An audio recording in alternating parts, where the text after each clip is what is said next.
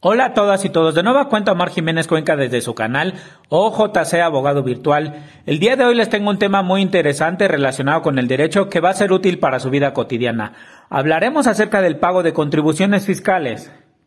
Todas y todos tenemos en mente que a través del pago de impuestos aportamos al sostenimiento del gobierno y del gasto público, pero los impuestos son solo una especie de las contribuciones. Aquí veremos qué otros conceptos las integran.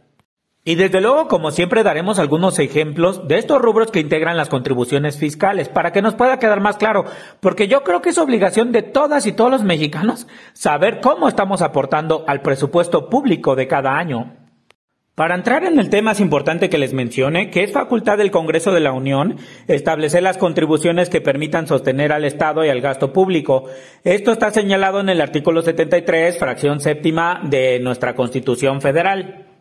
Y por contribuciones debemos entender las obligaciones económicas establecidas por las leyes que se imponen a los gobernados, sean personas físicas y también morales, es decir, empresas incluso públicas como Pemex.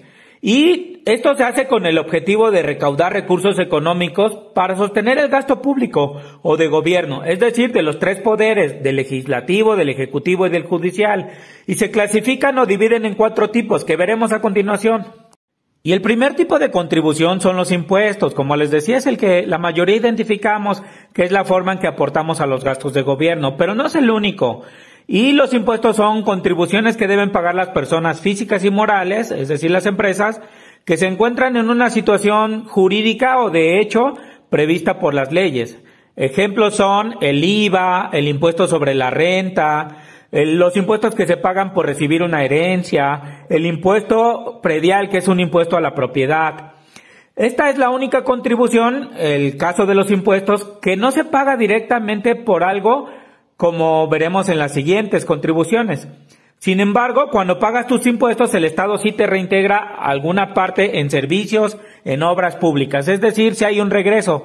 Pero a diferencia del resto de contribuciones, que sí se recibe algo a cambio cuando realizas el pago.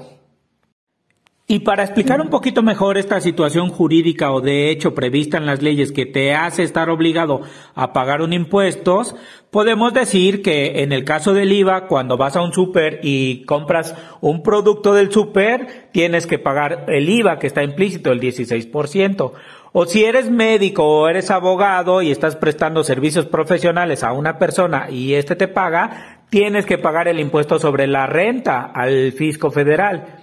Y si es el caso de que tienes un bien que estás recibiendo como herencia, tienes que pagar también otro impuesto.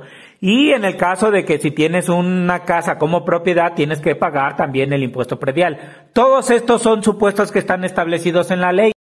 Y ojalá ya haya quedado clara esta explicación sobre los impuestos, porque yo me veo de cierta forma pensando que ha quedado claro, pero a lo mejor ustedes me están viendo como, fíjate, chato.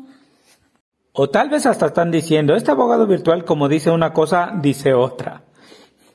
Y como segundo tipo de contribuciones tenemos a las aportaciones de seguridad social, que para explicarlo muy fácil son cuotas y aportaciones que se pagan por servicios o prestaciones de seguridad social, como las que presta el IMSS, como los que presta el ISSSTE, o por cuotas para prestaciones que están relacionadas con la vivienda, como es en el caso del Infonavit.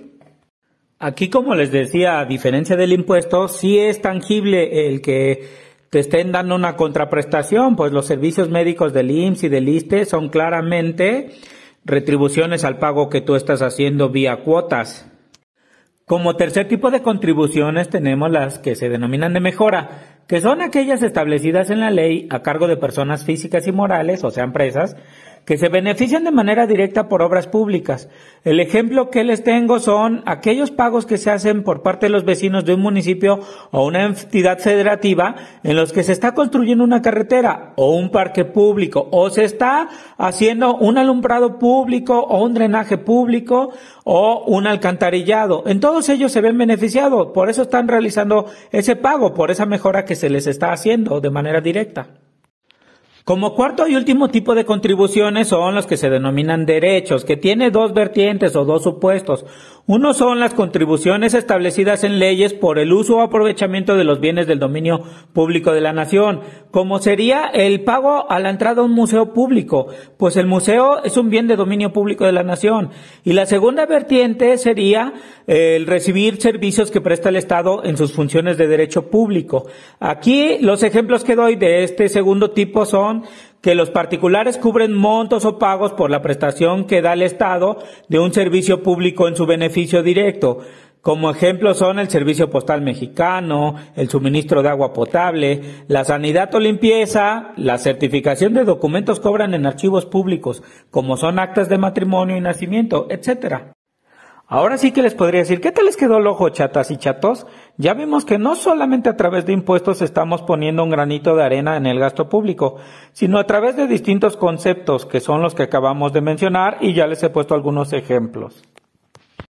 Por último, quiero hablarles rápidamente de algunos principios que regulan la actividad tributaria por parte del Estado en la obtención de recursos vía contribuciones de los particulares, que de alguna forma estos principios ya están integrados en los textos legales. Sin embargo, a mí me ayuda a explicarles un poquito de aquellos aspectos a los que se tiene que sujetar la autoridad, el Estado, al momento de recaudar estos recursos de parte de los particulares. Uno de estos principios de más importancia es el de generalidad, que significa que las leyes abarcan a todas las personas que se encuentran en ciertas situaciones o supuestos legales. Por ejemplo, todas las personas que compran productos en un supermercado están obligados a pagar el IVA que ya viene implícito en el precio, y a su vez ese supermercado o tienda de autoservicios lo debe de pagar al fisco federal.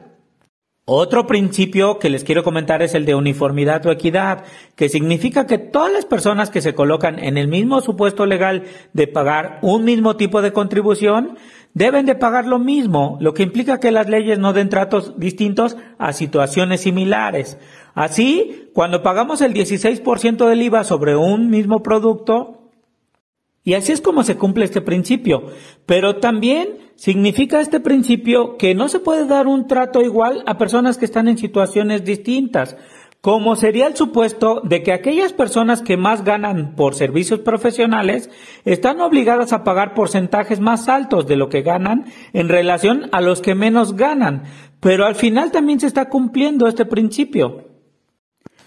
Es decir, este principio se puede sintetizar que se debe de dar trato igual a las personas que están exactamente en las mismas circunstancias, pero que sí debe haber un trato diferenciado o distinto a aquellas personas que no están en igualdad de condiciones, como es el caso del impuesto sobre la renta, en donde se debe de pagar un porcentaje más alto de los ingresos por servicios profesionales para quienes ganan montos más elevados que aquellos que ganan montos más pequeños.